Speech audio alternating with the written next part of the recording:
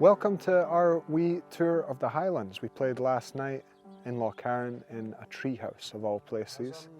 Today we're chilling in Lochcarron and we're going to drive over to Glenelg today. It's going to be a beautiful drive.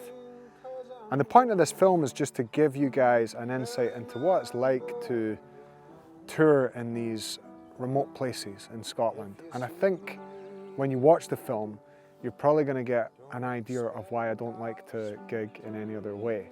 Because why would you? Look at this. It's absolutely insane. It's amazing. And some things like money can't buy, you know? This is a thing that you can't buy this with money. And to get to spend your life cutting about in these places and performing music for people in remote places. And as you'll see throughout the film also, it's a great place to work out ideas. If you want to talk about inspiration, like 99% of my work is just the grind. But when you put yourself in a space like this, the odds on you catching a little dose of inspiration are high. So hope you guys love this wee film, and we're having a great time making it for you, and enjoy.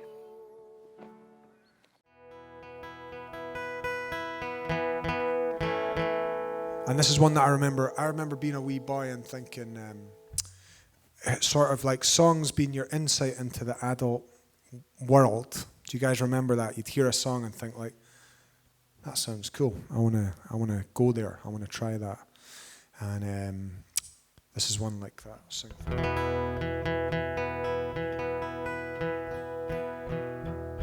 Guys, sing along.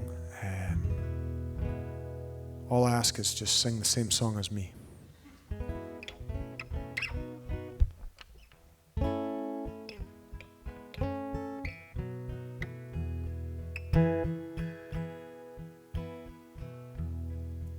No one feels any pain tonight as I stand inside the rain.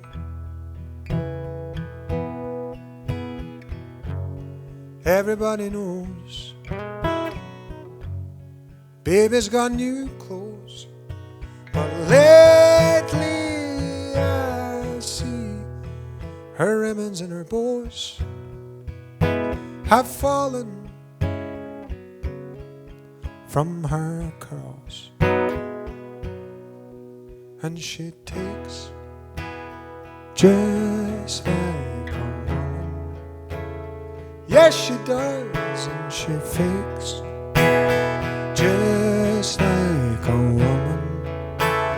Oh, she makes love just like a woman, but she breaks just like a little girl.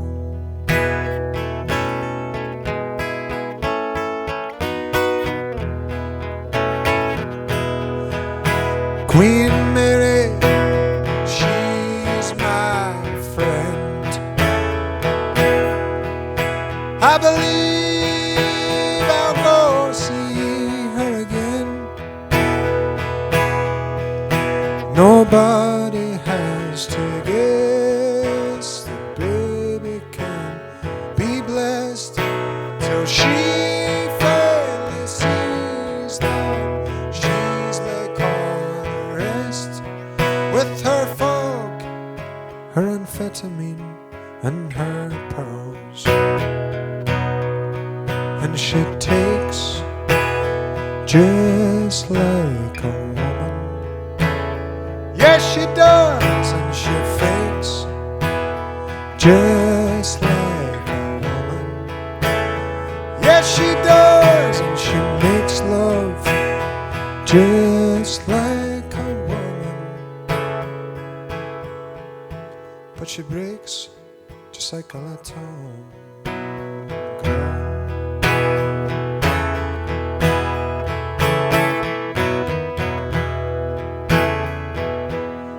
Oh, it was raining from the first, and I was dying of thirst. Wee curveball. So I came in here,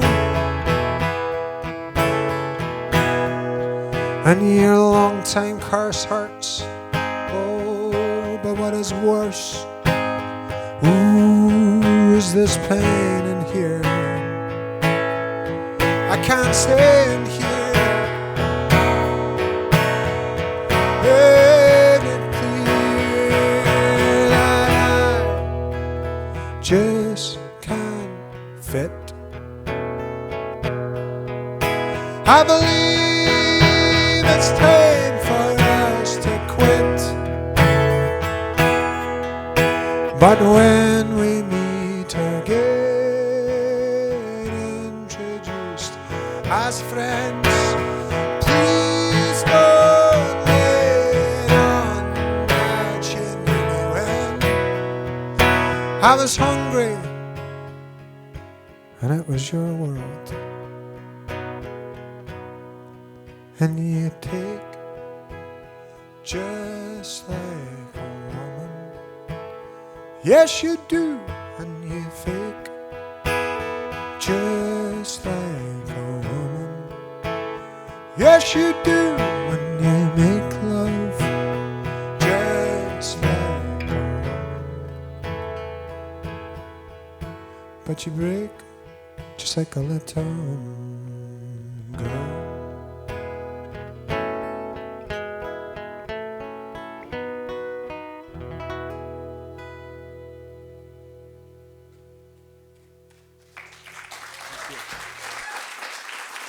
Thanks a lot. Appreciate it, guys. Thanks. That instrument that Jen is playing is called an Indian harmonium. It's pretty cool, eh? Yeah. Jen, how's it going over there? Amazing. Well, that's Jen, everyone, on the Indian harmonium. Let's go. Next up, I'd like to play for you guys another song, which is another one of my dad's favorites. And this one's called All the Single Ladies.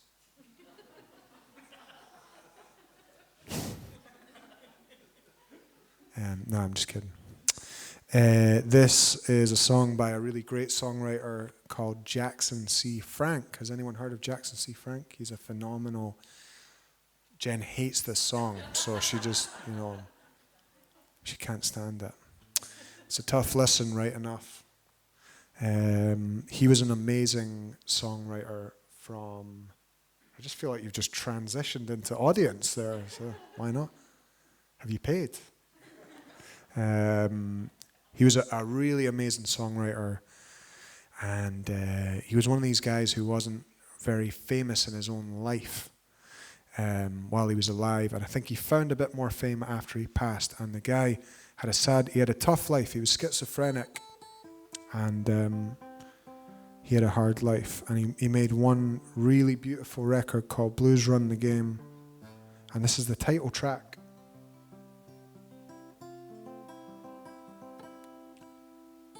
And I think God, I feel like it's hard enough being in the world without an illness like that, isn't it? Do you know what I mean? Like sometimes I feel like, you want me to pay bills? Me, a farmer baby? Are you sure? So even without an illness, it's tough.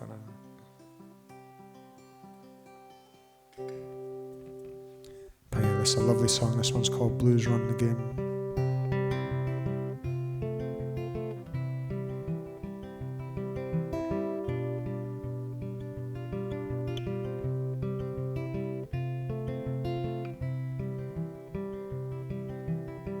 Catch a boat to England, baby, maybe to Spain, wherever I've come from, wherever I've been and gone, wherever I've come from, the blues come following down.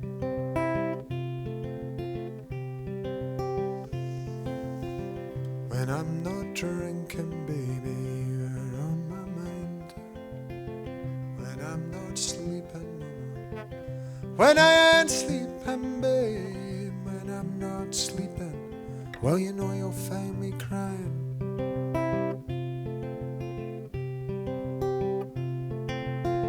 Try another city, baby, another town. Me and room service, honey.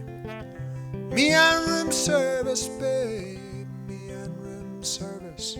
And the blues come following down.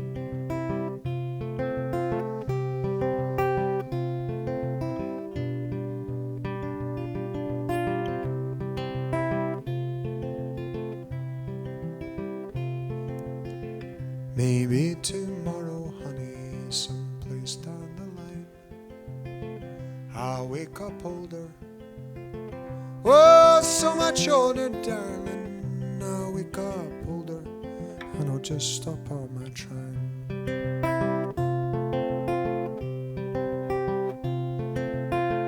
Catch a boat to England, baby, maybe to Spain, wherever I've come from.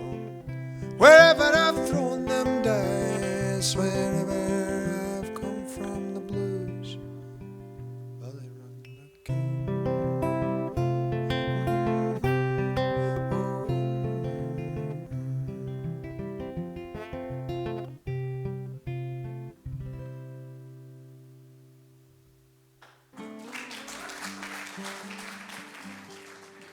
Waking up in birthday clothes. This is Jordan, JP Worsfold, and he's on tour with us all throughout the Highlands. I need a holiday.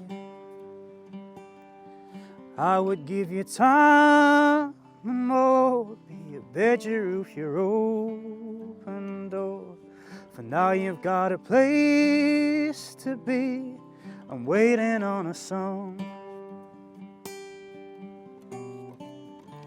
From all these years in isolation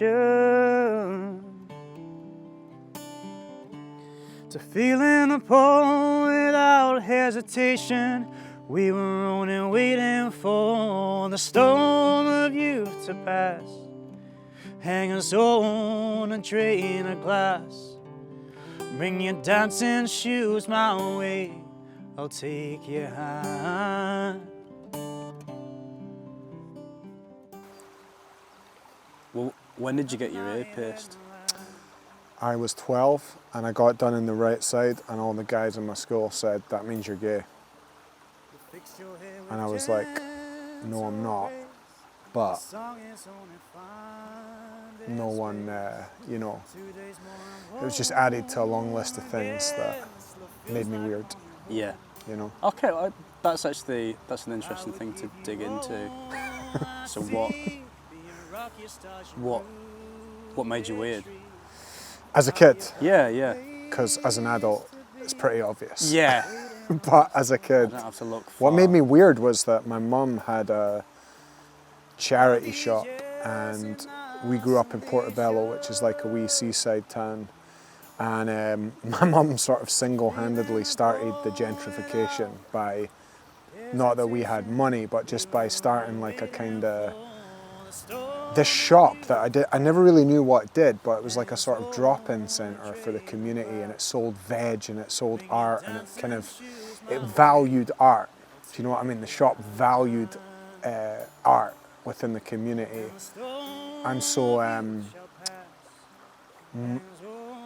you know, I was a target for sure, because everyone else was like, called Brian, eating cheesy pasta, playing the PS2, nice clean tracksuit.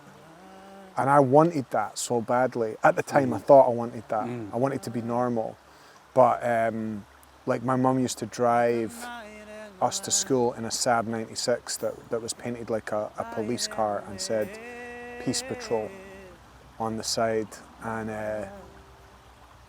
And I guess it was like creativity and imagination, and those two principles being valued above all else is what made me in weird. your household. Exactly. In your household. Yeah. But not necessarily in a Yeah. in a kind of working town in Yeah, just Scotland. yeah, just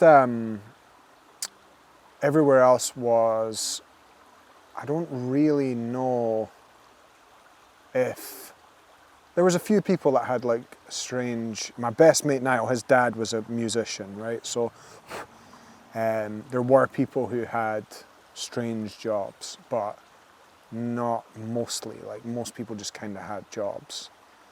And I wanted that, like I say, I wanted that for myself as a kid. I thought I wanted like a normal life, but now in a lot of the work that I do, coaching people, it's about giving people permission to be that kind of weirdo, even in their adult life. I mean, I used to dress up. I wore a kilt to school for like 3 months when I was 10, just because I thought it was cool.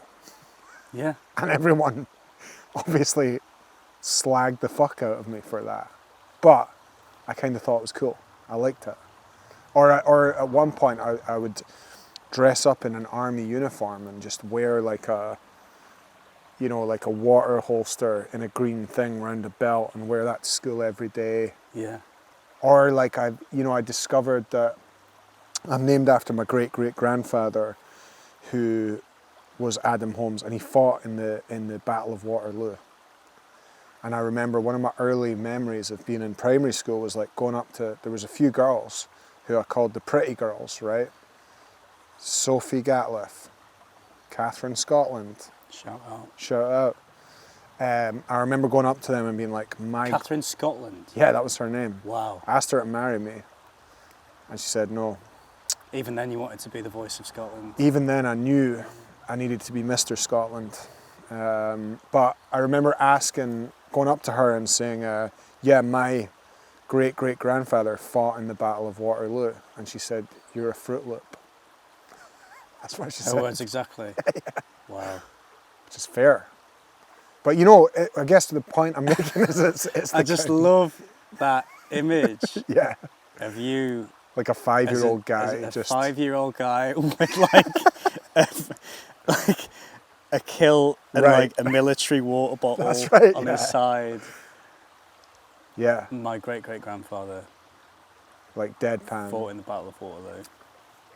Yeah, I guess it's like you take everything at face value. When you're a kid, it's like if your dad tells you that or your mum tells you something, you just think, oh yeah, this is how the world is. And then you go into like school and it's like, oh my God, this is like, it's not even I'm weird, but it's just that. It's not the home environment anymore. Right. And I see that with Rosa now. It's like she is obsessed about making money at the moment.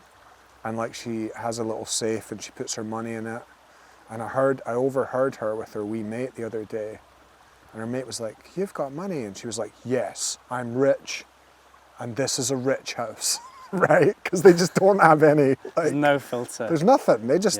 She just thinks that's cool. You know what I mean? Yeah. It's like, and that's the thing with creativity is that you go into school and you go into the world and it's like, I think that's the first place often where people experience that break.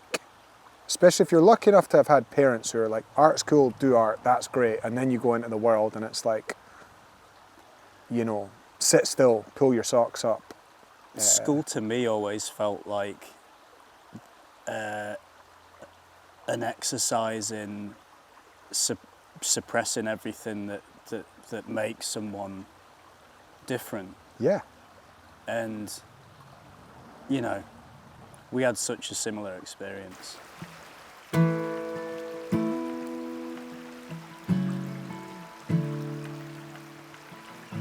I was born in 1990. My daddy was a ghost. Mama was the one that I needed most. 8 living in a 2-bed flat in a town by the coast. All of the violence that I had felt around me. Lost a couple friends young. No one sees the issue when you're having fun till you're having none. And all I needed was someone to say, darling, you're the brightest star. You don't even know how beautiful you are. Darling, you're the brightest star of all. I won't let you fall.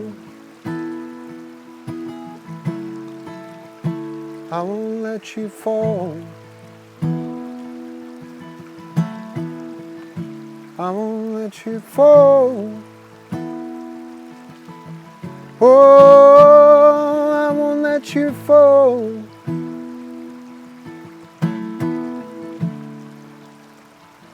Three in the morning, 3 in a hospital bed. Do my best to remember what the midwife said. It's no one's fault though, there's no one to blame. And I never saw a woman in so much pain. How can a thing we do so much be so insane? Singing welcome to the world, you can borrow my name. Price of entrance is sorrow and pain, just the way it is. I can't protect you from the violence, just the way we live. But life's still amazing, and I'm glad you came. And I promise for you it won't be the same. The choice is mine, let it disconnect me or grow up and become the one I needed to protect me. Shout out to all the parents overcoming trauma, building peaceful homes, laying the seeds for tomorrow. We're not here a long time, but we can make a difference if we do it different. And all I needed was someone to say, darling, you're the brightest star. You don't even know how beautiful you are. Darling, you're the brightest star of all. Nothing's gonna bring you down. You've never been stronger than you are right now. Nothing's gonna bring you down at all.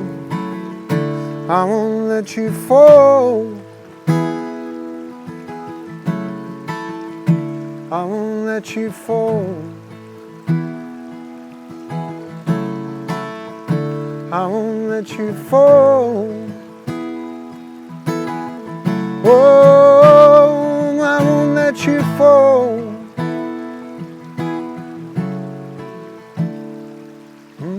Falling, falling, falling,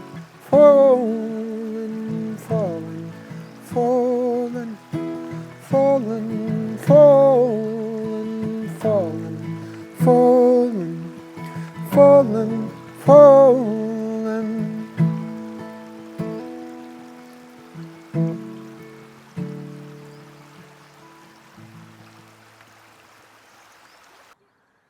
I first met Sigga about 3 years ago, and it was a kind of weird time in my life because I guess I'd come out of a big relationship and I was touring around, I didn't really know what I was doing, and Sigga really helped me. For some reason she decided to take me in at a time when I kind of needed that support and offer me just a nice place to be.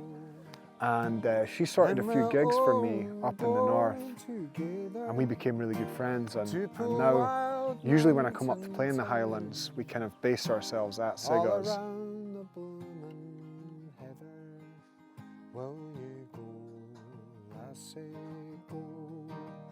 If my true love, she won't come, I could surely find no other. So this is Sigga, who knits all of my viral jumpers. She's my viral jumper knitter. And here we're having a look at the different wools. The film is that this wool here is unspun. Mm-hmm. So, can you see that? Uh-huh. Hairy. Well, it just Yeah. just comes apart. So is that just the raw Yeah. stuff, huh? Yeah. This has been spun and twisted, into, like a fiber. Kind of thread. But this is what I use for your jumpers. Ah, It's just. wow. But then actually, I take maybe two strands of this, Mm-hmm. and as you knit, they sort of fold together. Right. And become quite strong. Yeah. Because the jumpers I have stay really in place. They stay together even though they're... So mainly it would be unspun? Yeah, it's unspun. Yeah. But... And would this be... That looks quite fine, that sort of knit there. Yeah. Uh-huh. So we're just picking, we're choosing another jumper, which is exciting. This one is made from this kind of. From this stuff? Yeah. Okay. So how long would it take you to make a jumper, do you think, on average? Really timed it, but I saw on Instagram today there was this woman and she had sort of knitted something and it was like about that much or this much and said that took 2 hours or something. Right. And she timed the whole how long the jumper took. Yeah. It wasn't the same as this one. It wasn't as much work as this one. And it was like I think it was 80 something hours. 80 hours. Wow. Right. But say maybe say it would take 100 hours. Or something. Yeah. I don't know, because you never sit down like for hours and hours and hours. No. In a. No, it's something you just tinker away on when you're. Yeah, I could.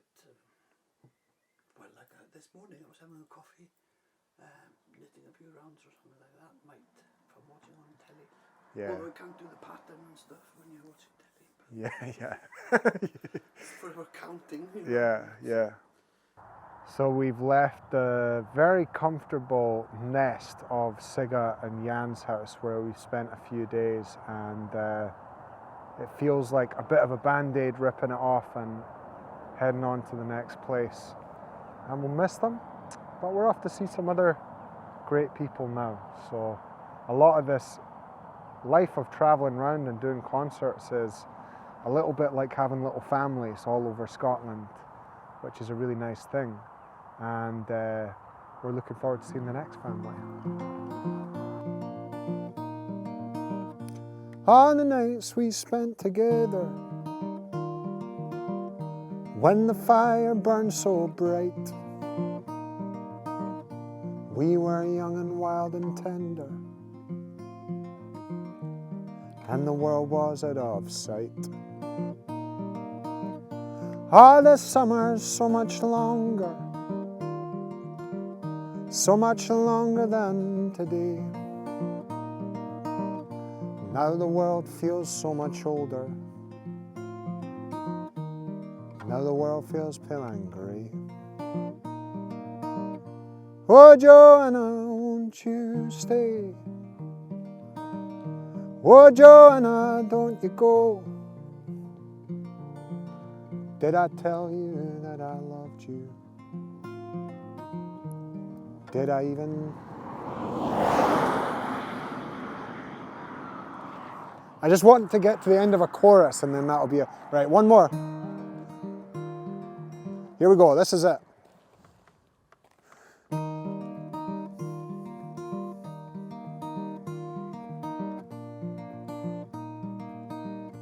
All the nights we spent together, when the fire burned so bright, we were young and wild and tender, and the world was out of sight. Oh, the summer's so much longer than today. Now the world feels so much older. Now the world feels pale and grey. Oh, Joanna, won't you stay? Oh, Joanna, don't you go. Did I tell you that I loved you? Did I even let you know? When London's lights are in your eyes, when all you see is steel and stone, do you hear that north wind howling? Do you hear that north wind moan? Oh, do you know I'm thinking of you, like the sky down to the sea. And in the dead of night I wonder if you ever think of me. Oh, Joanna, won't you stay? Oh, Joanna, don't you go. Did I tell you that I loved you? Did I even let you know? Friday night and I'm feeling lonely, kinda like the other 6. While Joanna's down in Dalston, pouring wine and cooking fish. Sunday morning's like a freight train, and the week is cold and long. Does she hear that north wind's howling? Sings Joanna, come on home. Oh, Joanna, won't you stay? Oh, Joanna, don't you go. Did I tell you that I love you? Did I even let you know?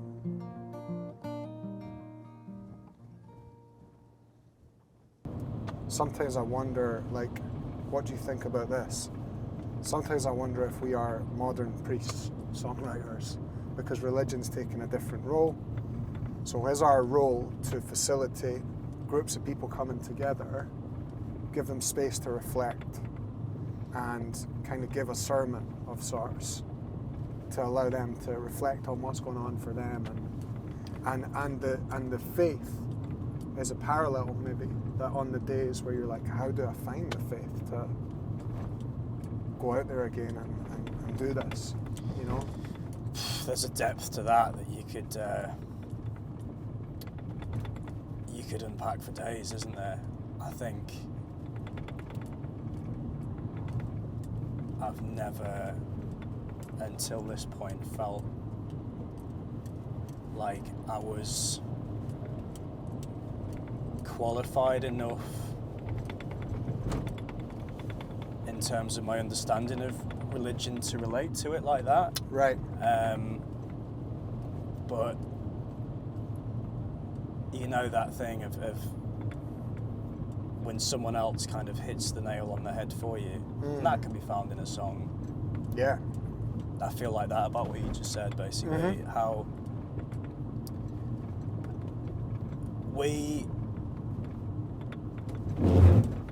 it's this thing of faith. Like no one else is going to have as much faith in what we do as us. Right. Your manager, your team, your partner, no one. So if you lose faith in it, and we do from time to time, but if it becomes like a permanent thing, then who else is going to have faith in that? And that kind of like that image of a priest losing his faith is it's a really visceral one, isn't it? That's right. And I think that maybe is where, like, I think maybe that makes sense with that song because it's kind of a song about being a songwriter. But in a way. It's a songwriter's song about being a songwriter, but also written for my partner's an artist. She has the same understanding. It's the same. Right. It's the same. It's the same canvas. We're just using different mediums. Yeah, it's the same. You have to you have to be self-propelled. You know. Yeah. And that is where I'm hoping to start taking my songwriting, man. It's there. It feels like it's there. Like it feels like since we last hung out together, it's much more complete. It feels like in these new things that are coming out, which is what I love about songwriting is that that can always be the case. It's a game that you can always get. It's more than a game, but it's it's a craft that you can always get better at, I think.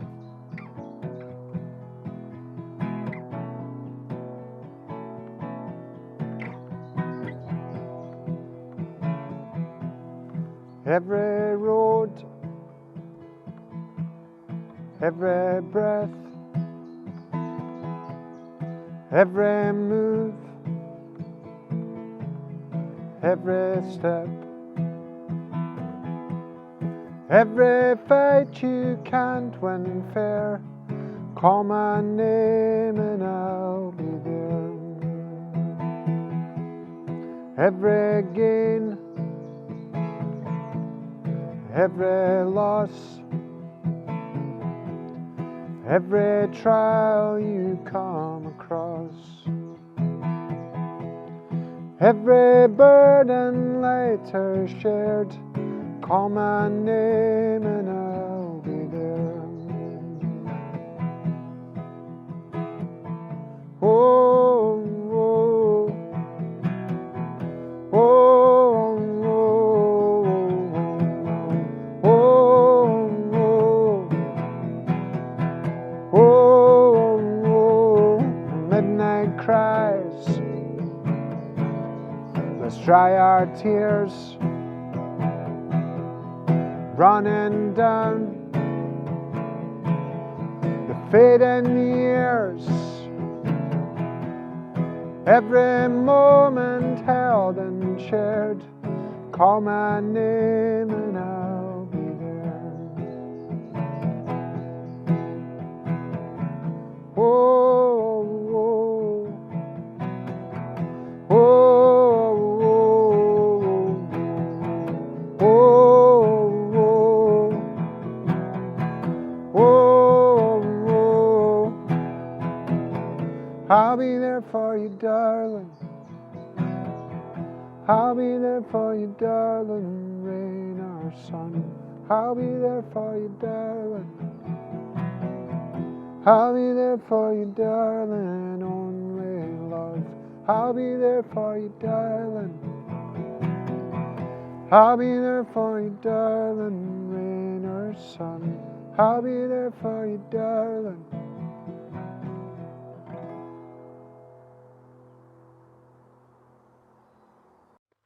So I was thinking on the way up here, man, like we're both a pretty similar age. Mm-hmm.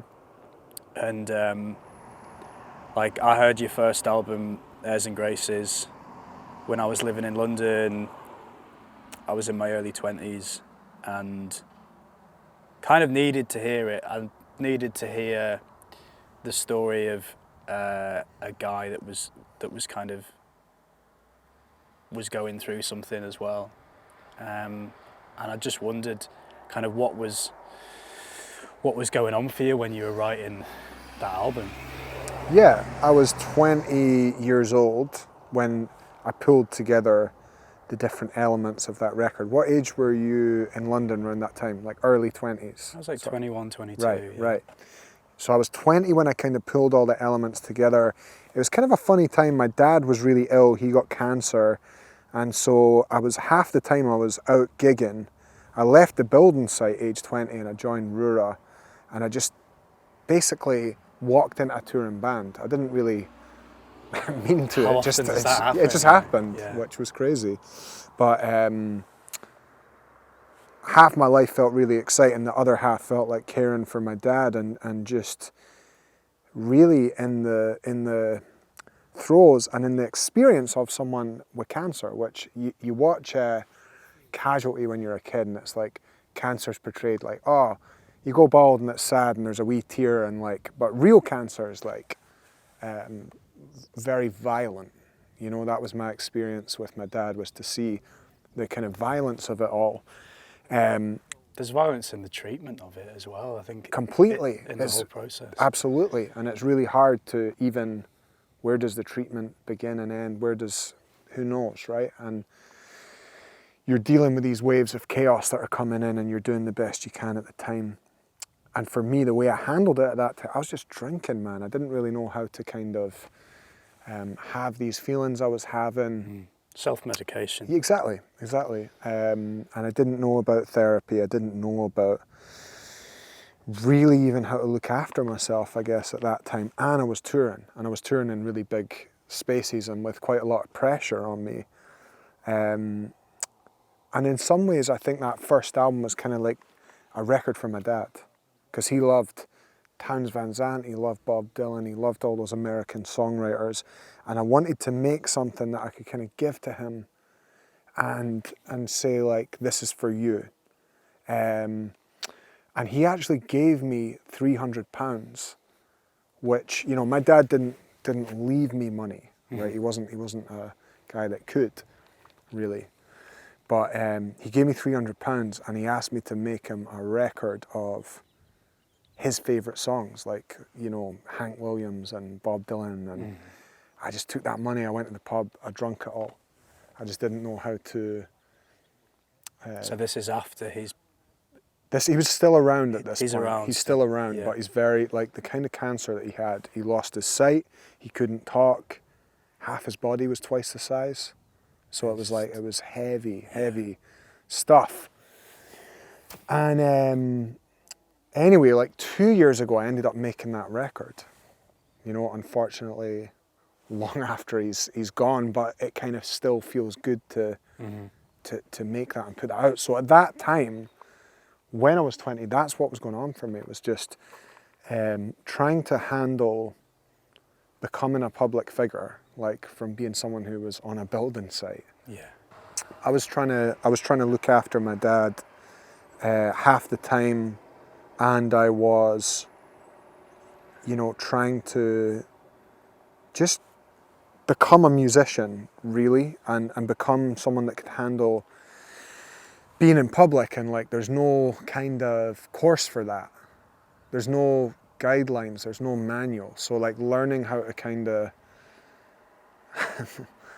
just, it's like if you're having a bad day, how do you go and do a gig? How do you present to the world even? I didn't get that.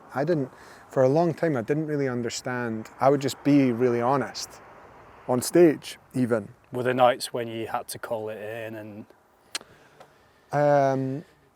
I don't know, I just feel like I've managed somehow to like put myself in the mountain of cringe and climb it so much that I just managed to like do that for long enough to get enough skills eventually.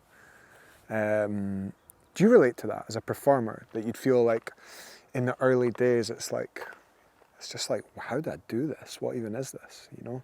But there are parts of it that feel really natural to me, and there are aspects of it that just feel completely alien to the process of being a musician, an artist, and I don't know if they'll ever feel natural, right? Because you know, the kind of name itself, music industry, like those are two words for me that really don't belong together, but they've had to find a way of existing together, and I don't know if it's working, but for me, to answer your question, there are parts that feel natural, walking out onto that stage with that guitar and singing my soul into a microphone comes, I wouldn't say easily, but it comes naturally. And interesting distinction, that, isn't it? 'Cause, yeah, yeah, important one maybe. I like it that things can be natural and also be not easy. yeah, kinda. like, and that can, I think, feeling natural but not necessarily easy is making records. So like, Right. So coming back to that first question that I asked you, like, if you could give that 20-year-old Adam now 3 simple to follow pieces of advice, and I'm sure you could give more than 3, but Yeah. like what are your top 3? Well, number 1, buy Bitcoin would that would be one. No, I think therapy sooner. I mean, Wow, I that's did the first one. probably, Wow. yeah, probably, because it's kind of like that's the foundation that everything. It's all stories, you know. Humans are storytellers. We are storytellers. Like, if you think about it, you're standing, you're sitting down, you're walking, you're lying down. The rest is stories. And once you understand that, you can think, right, how do I want to tell my story so that I can empower myself? And I kind of wish that I'd learned how to do that sooner, but I also think I don't know if you can learn that. It's kind of like a tree doesn't try and be 10 foot tall when it's, you know, A seed. it's a seed. So things happen in their natural order. I guess what I'd probably just say to that guy is going to be all right. I'd probably just say that, because it's like, it's hard to be, like, I came from a background where I experienced a lot of trauma, a lot of abuse as a kid. And it's like, you're not gonna, of course you feel like it's fucked up and things are like not right. Do you know what I mean? Because it wasn't right for you and you didn't, and so... You're gonna feel You're gonna... like you don't have power. Right. You're gonna feel undermined. Right.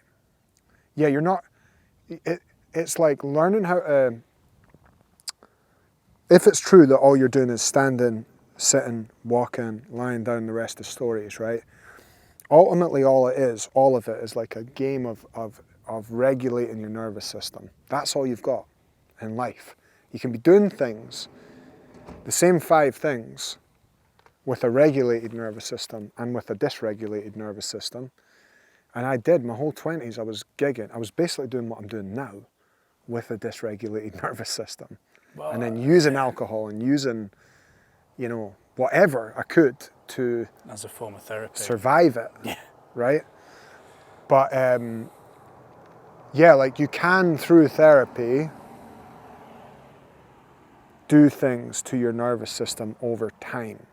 There's another, tell you what I would say actually. I would say, if you think about things in 10-year timelines, you're going to do much better.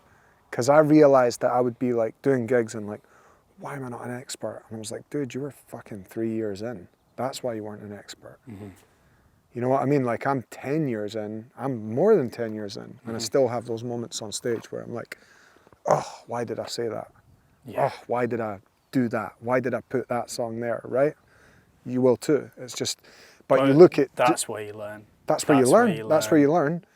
And you look at someone like Dougie MacLean, and he makes less and less and less to the point where, you know, he's a master. How long does that take?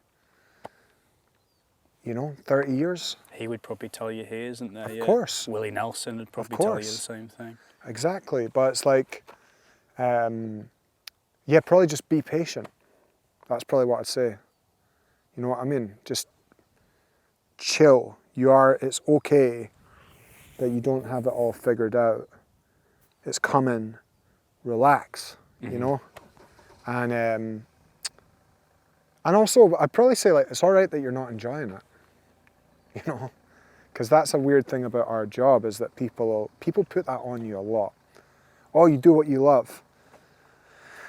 I guess. I don't know. I do what I have to. And maybe it's like any relationship, isn't it? Elaborate. So, yes, you're with the one that you love.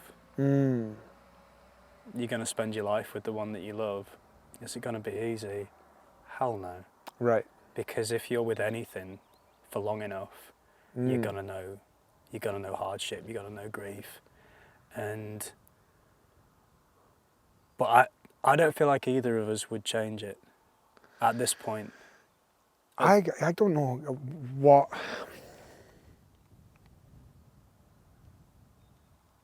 I don't know why, like, why would you, you know?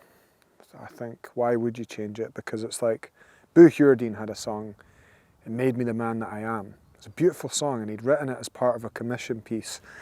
And he wrote about this guy who was like, he was chatting to an old man, and the old man just said it to him in a throwaway.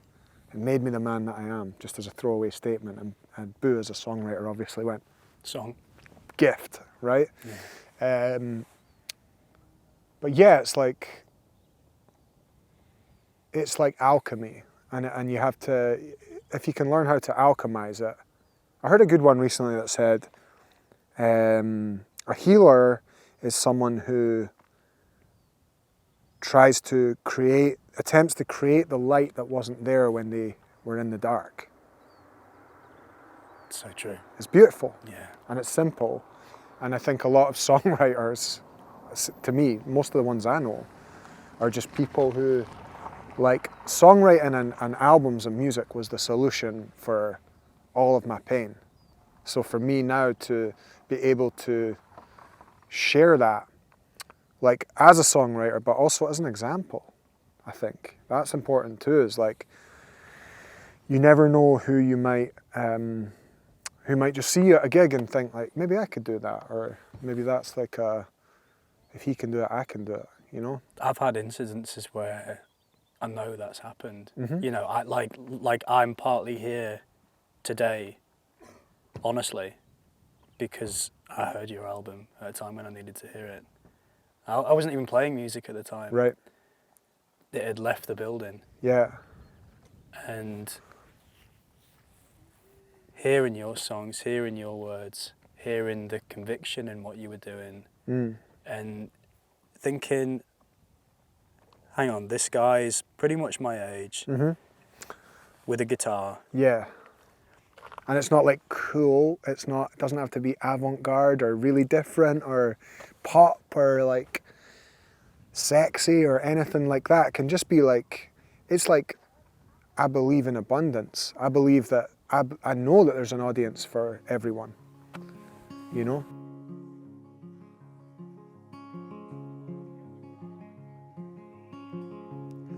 I was 4.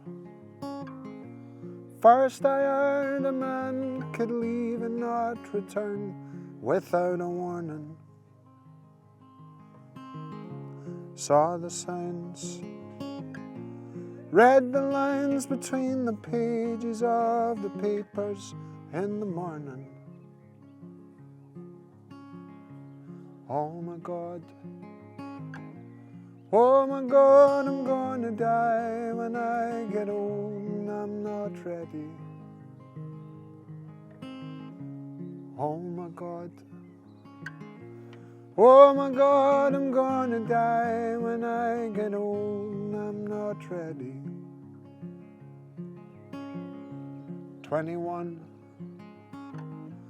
given armor and a gun and sent away to man the trenches. Bullets fly, heard a cry as I awoke and started coming to my senses. Oh my God, I'm gonna die when I get old and I'm not ready. Oh my God, I'm gonna die when I get old and I'm not ready. Ooh.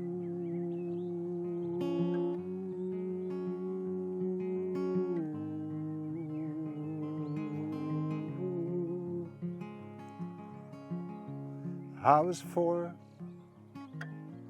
First I heard a man could leave and not return without a warning.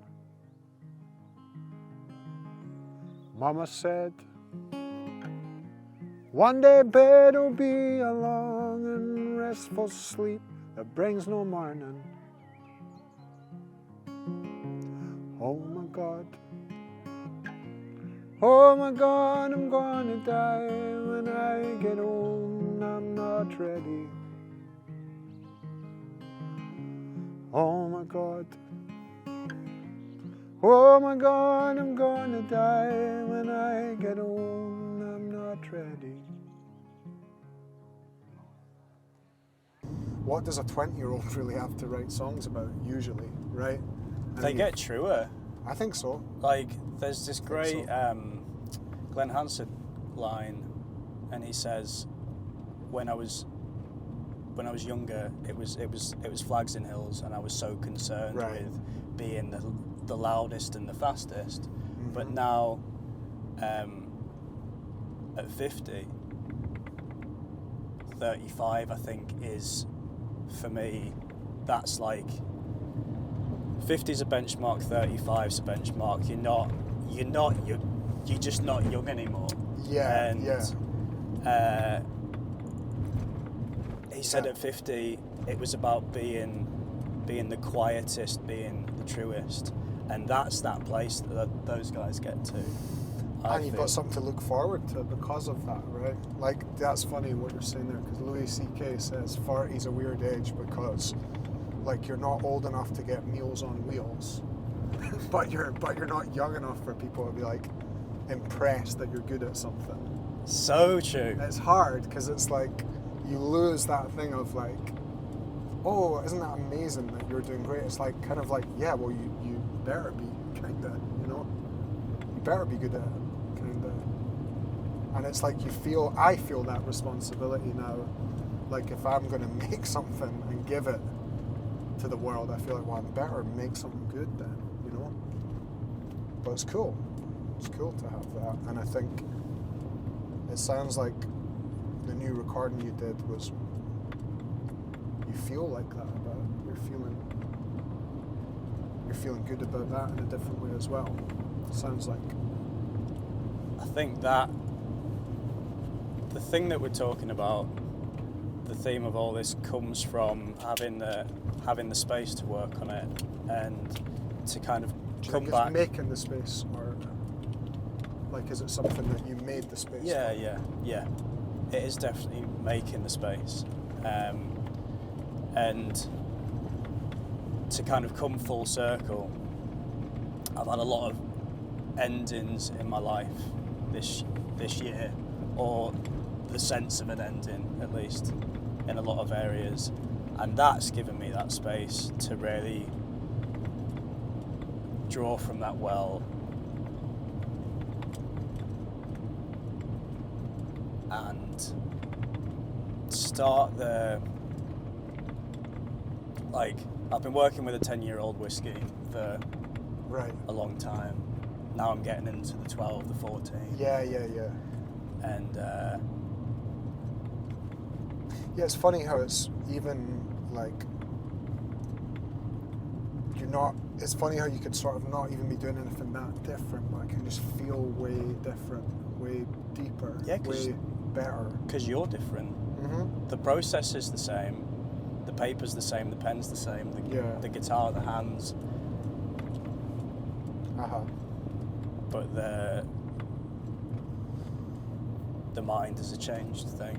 Yeah. And I wrote a letter to myself. I wrote a letter to my young self, and the conclusion that I came to at the end of it was like, in my darkest hours in this part of my life, to have a letter from me at 50 saying like, you're good. Mm-hmm. What would you say to return? You asked me this the other day. What would you say to you at 20?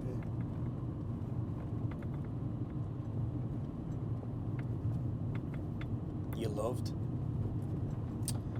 Right.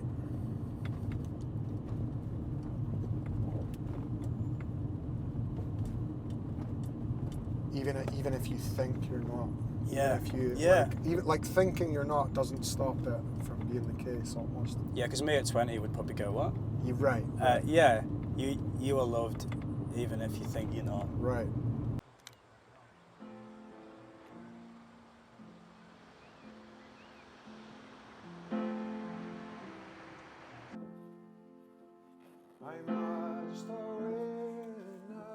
This is Jen, and she is we're going to play a song called The Night Visiting Song, which is an old Scottish love song, courting song, And Jen was created by Liz, who's behind me. And she's gone. So enjoy this song. Into the arms I love the most. And when he came to his true love's dwelling, he's knelt down gently upon a stone, and through her window he's whispered lowly, is my true lover within at home. Wake up, love, 'tis thine true lover. Wake up, love, and let me in, for I am tired, love, and oh so weary, and more than nearly drenched to the skin.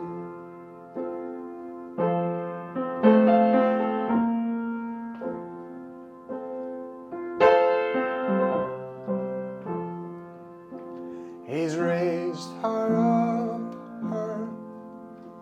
her down soft pillow. She's raised him up and she's laid him in, and they were locked in each other's arms until that long night was past and gone. And when that long night was past and over, and when the small clouds began to grow, he's taken her hand and they've kissed and parted. Then he saddled and mounted and away to go. I must away now, I can no longer tarry. This morning's tempest I have to cross. I must be guided without a stumble into the arms I love most.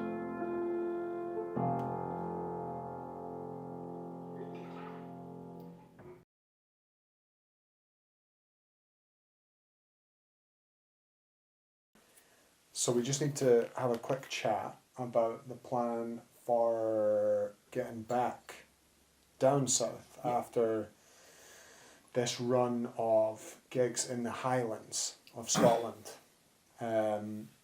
Obviously Jordan is needing to get back down tomorrow to Keswick, which you've got another bit of work lined up on the other side of this. Yeah, which tomorrow. is, as I understand it, a lunchtime jazz gig. Yep. That is. A lunchtime jazz gig in Keswick. In Cockermouth. Cockermouth. Yeah. Which is how many miles down? From here, Mm-hmm. it's like it's a good 6-hour drive, probably more like 6.5. Great. So what time is it that you need to be at the for load-in for the jazz gig? You're doing sound, is that right? 11:15. 11:15 in the morning. Yep. Perfect. Okay. And we are here now in Bogarten Mm-hmm. the day before. Mm-hmm. 1 p.m.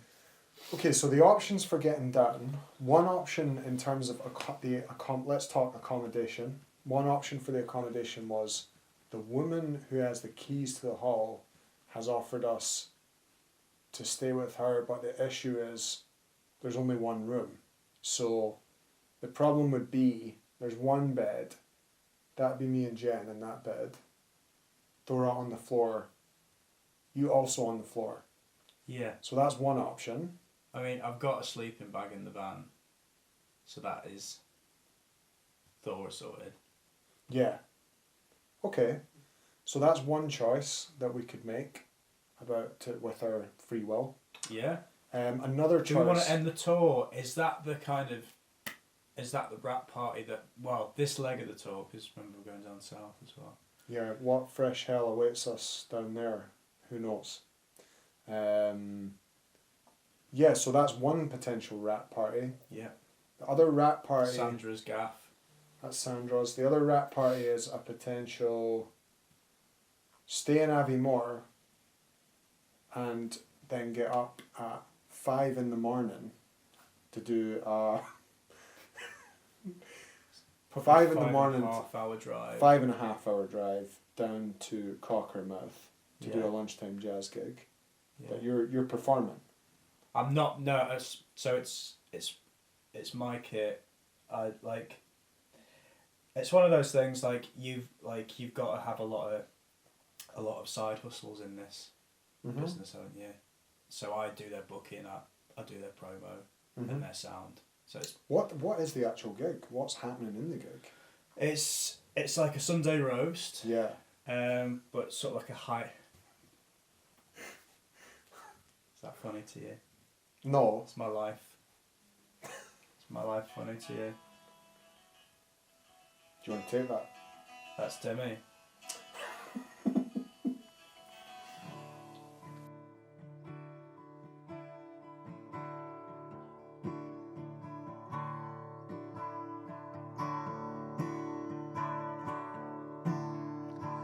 I don't mind the winter.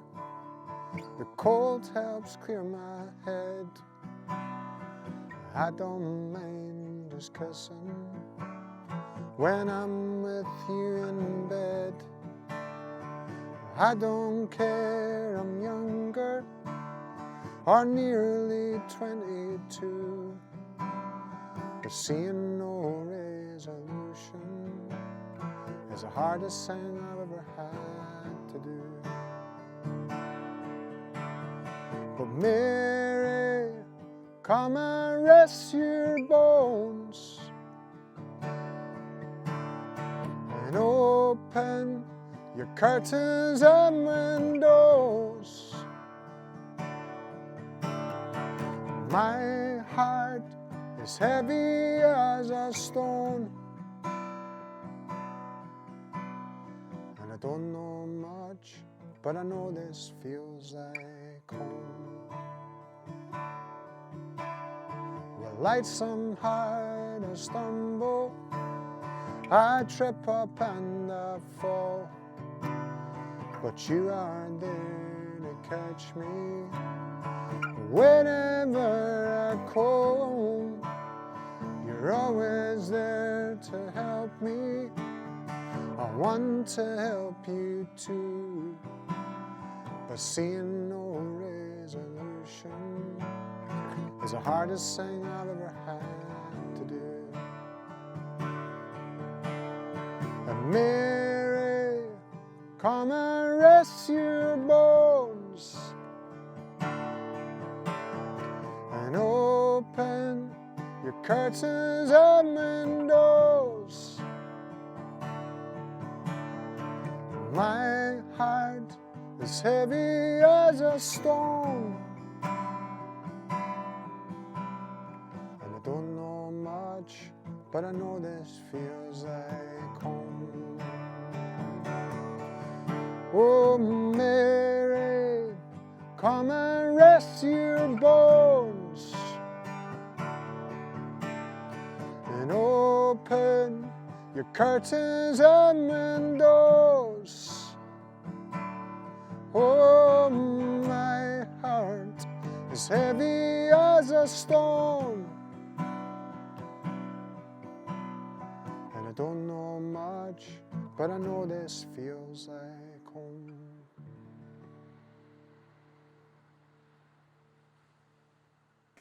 It's funny how success is it's a really personal thing, and I just feel like this tour has felt, for me, like a total success. Like, it's been awesome to hang out with you guys and Thora behind the camera, and to Shout out.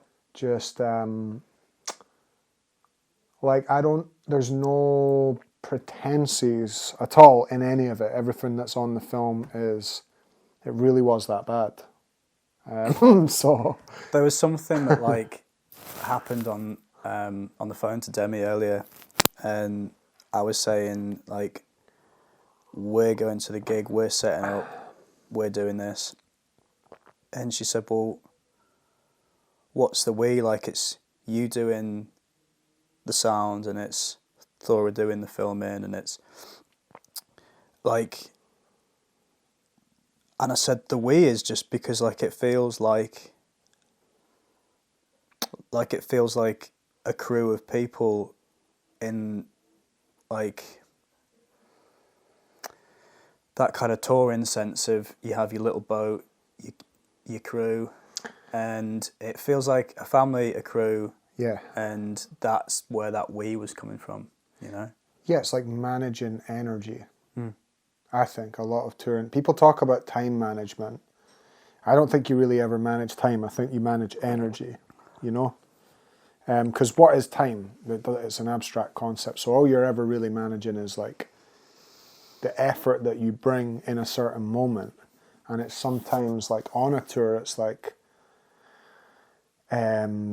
choosing to stay positive, honestly, in moments where, because it can be hard work or a long drive or whatever various stresses can occur. And I think a lot of it is like collectively keeping the energy up. Sometimes a joke or humor is a tool in some ways, right?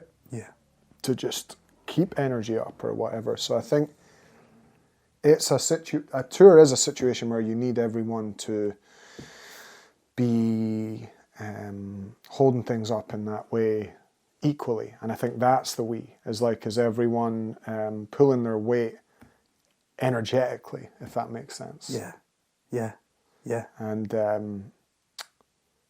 so all this stuff is quite ephemeral and quite hard to describe, but I would say that's the same in the studio as well. As like, how do you describe 4 people having a good take at once? How do you describe? Well, the proof is in the recording there, isn't it? Like, that's the You have a best recording of it. description of that you'll that's ever right. get. Mhm. And That's true. you know, I'm really glad you filmed this tour, man. Cause Yeah, I know. It's cool. like you said earlier, this is a document of this time in all of our lives, Exactly. and Thora's and yours and mine. It's like and a Jen's. record. That's why it's called a record. It's a record of a time. Yeah. So let's go And, smash some records. Let's get fucked up on some Let's get steaming. some lines of coke, and not really. I mean, everyone's seen the whole tour. Literally last night we were. The strongest drug that's been consumed is tea. Yeah. Literally. Yeah. Jen was literally crocheting a version of my jumper for my 7-year-old daughter next to us last night. So. When my final song is sounding on my judgment day, wake my brother up and tell him I am on my way. Gave you sun, I gave you rainfall, all with no delay. Save your airs and graces, baby, I'm on my way. I am on my way. I am on my way. My father never spoke a lot about the way he feels, but that was just his way, and it don't mean his love ain't real. pack my bags and lock my windows, headed for the day. Save your airs and graces, baby, I'm on my way. I am on my way. I am on my way. I am on my way.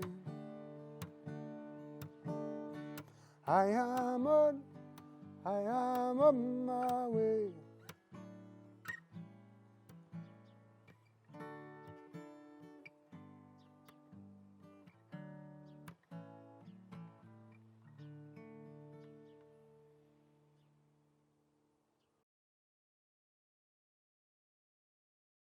I mean, my dad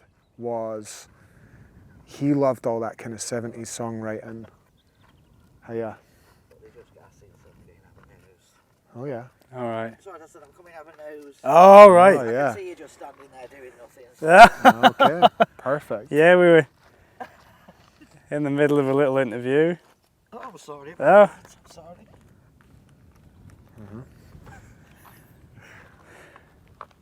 The Five Sisters. Yes, I can tell. Can I just take it? Aye, Sorry. So you were telling me about your dad dying of cancer. Yeah. Just wait a wee second.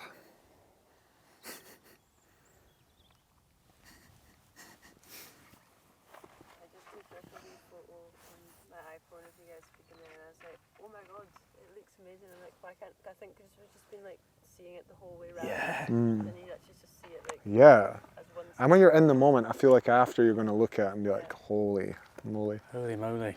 Okay. No, it's See you all right. All good.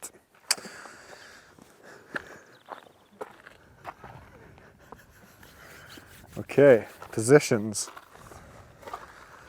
So, Just wonder if it's worth telling her about the gig tonight. yeah. Yeah. Yeah, good idea. I think we could just start that whole thing again. Yeah. Maybe. Yeah. Yeah. Sometimes our friendship is just, you know, a long list of reels that we've sent each other, but like there's always time. I've always got time for you, and you know, I feel like that's a two-way street.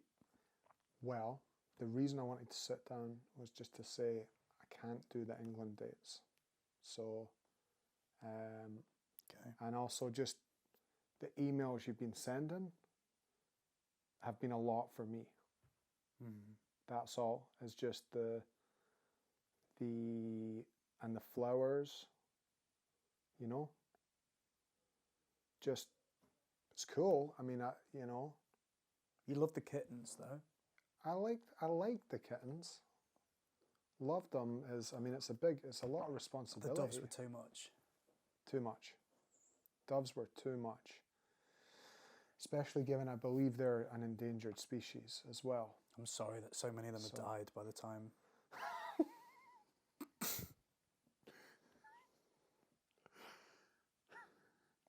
By the time they got to you. Look, And I really regret they weren't that doves, it Jordan. They were was- pigeons. All right. You cannot Tipex a pigeon and expect.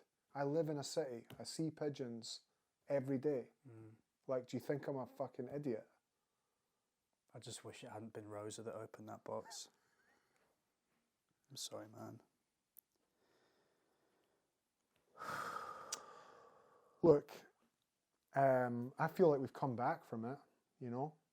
Yeah. Yeah. It's just a heads up around like Boundaries. boundaries, and No, it's fine. It's totally no, fine. the reels are great. I love the reels. Just the doves was a lot. That was a lot. Mm-hmm. I'm not gonna lie. I've named my next album after you. I hope you're comfortable with that.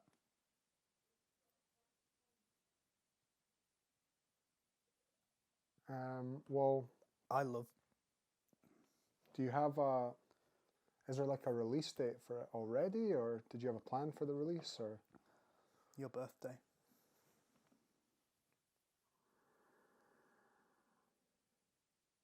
Thought we could just get together.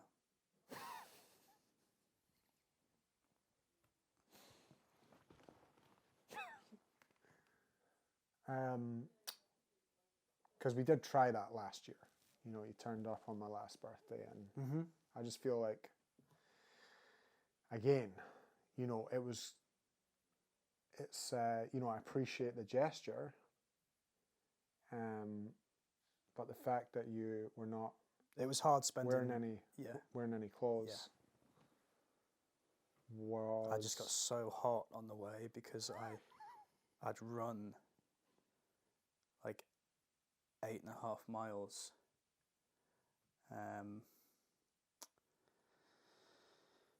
From the train station, where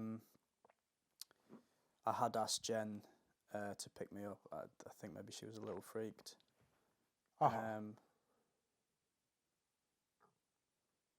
So yeah, it was unfortunate that the police had to get involved there. Well, you know, for me, useful.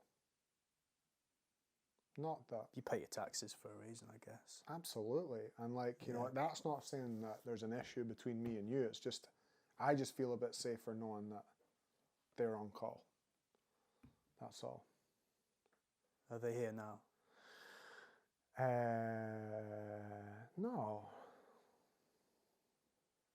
They are. Yeah. I just saw you had a button under your. That's for your armrest. Speed dial. Yeah. But yeah, I mean, I guess that's that's a little bit about our friendship and how we got to know one another. And we're still here, you know. I think that's the important thing to take away from this. We're still here. We're doing this.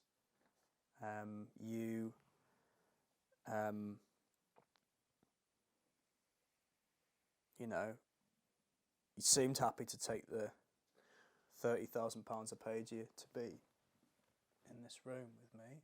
We did say, we wouldn't say that on there. Well, you can edit that out.